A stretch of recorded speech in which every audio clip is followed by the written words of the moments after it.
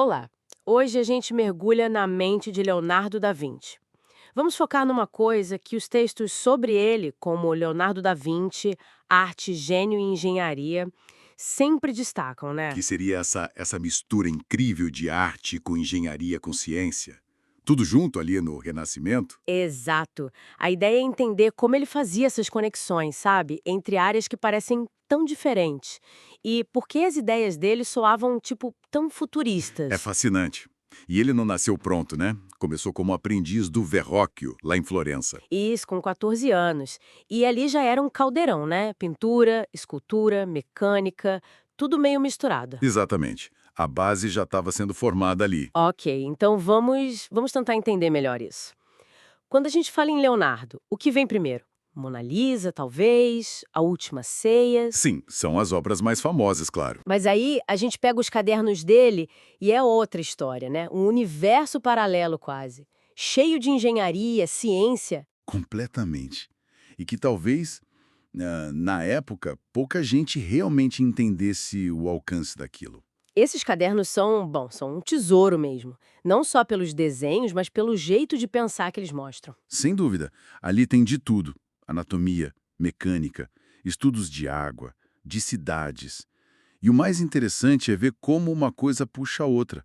A observação rigorosa dele conectava tudo, É, e a habilidade de artista dele ajudava na ciência. E o contrário também, né? perfeitamente. A mão que desenhava era a mesma que analisava a estrutura de uma máquina ou de um músculo. Aí que fica realmente interessante. Pega as máquinas voadoras, por exemplo. Aquilo não era só um desenho bonito na página. Não mesmo. Ele ficava horas colhendo os pássaros, não é? Como é que essa observação, tipo de artista, virava um projeto de engenharia? Então, ele não só copiava a forma da asa. Ele tentava entender como funcionava, como o ar passava, como os músculos faziam força, aqueles desenhos de asas que batem articuladas. Sim, sim. É ele tentando recriar essa complexidade toda. E aquela hélice aérea, que parece um parafuso gigante. Ah, o protótipo de helicóptero. Isso é a ideia básica de um parafuso mordendo o ar para subir. É aplicar um princípio mecânico que ele observou ou imaginou. Pura física, quase. E essa mesma atenção ao detalhe a gente vê nos estudos de anatomia, os textos falam das dissecações, algo bem complicado para a época, imagino. Super controverso. E perigoso também. Mas era só para pintar melhor? Para fazer os músculos mais realistas nos quadros? Olha, ajudava muito na arte, claro. Os desenhos anatômicos deles são de uma precisão impressionante até hoje. Mas não era só para E isso, tinha com mais. certeza. Quando ele dissecava, ele viu o corpo como um engenheiro vê uma máquina, entende? Como as juntas trabalham, como os músculos são alavancas. Ah, entendi. É quase biomecânica. Exatamente. Biomecânica pura, só que séculos antes da palavra existir. O corpo era a máquina perfeita para ele. Era o mesmo olhar analítico que ele usava para desenhar engrenagens, polias. Falando em engrenagens, Hum, tem os projetos de engenharia militar, né? Os tanques primitivos, pontes que se montavam rápido. Sim, e até aquele robô cavaleiro, que em teoria mexeria os braços, o pescoço. É incrível, mas as fontes dizem que muito disso nunca saiu do papel. Por quê? Era falta de tecnologia na época, dinheiro, ou ele só pulava para a próxima ideia? Eu acho que era um pouco de tudo isso, sabe? A metalurgia da época era limitada, não tinha as fontes de energia que a gente tem hoje, era complicado construir certas coisas. Faz sentido. Mas também tinha o jeito do Leonardo, aquela curiosidade que não parava. Ele explorava um problema, rabiscava um monte de soluções e talvez já perdia o interesse em construir para ir atrás do próximo desafio.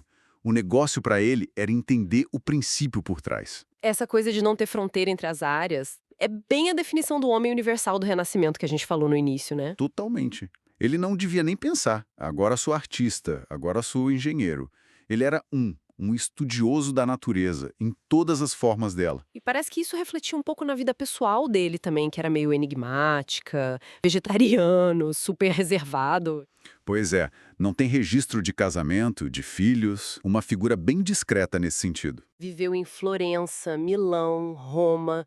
Acabou os últimos anos na França, né? Isso, faleceu lá em 1519. Essa vida mais reservada, talvez, Talvez tenha permitido esse foco quase obsessivo em observar e registrar tudo. Toda a energia ia para esse entendimento do mundo. Então, o que fica disso tudo? O legado dele vai muito além das pinturas famosas ou dos projetos que não saíram do papel. Com certeza. Está mais nessa capacidade de juntar as pontas. Observação, criatividade, técnica. Concordo plenamente. O legado é sobre a própria natureza da inovação, eu diria. O Leonardo mostra pra gente que as grandes ideias muitas vezes nascem justamente aí, na encruzilhada das disciplinas. Quando você pega um jeito de pensar de uma área e aplica na outra. Exato.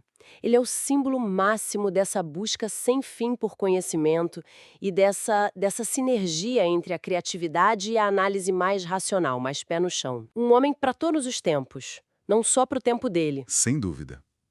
E isso deixa uma pergunta no ar para a gente pensar, né? Ele quebrou barreiras entre áreas do saber.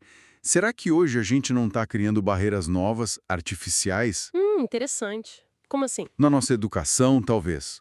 Nas carreiras, que são tão especializadas. Até no jeito que a gente consome informação, tudo em caixinhas. Será que esses silos não estão limitando o nosso potencial criativo? Onde poderiam estar as próximas grandes inovações se a gente cruzasse mais essas fronteiras como ele fez?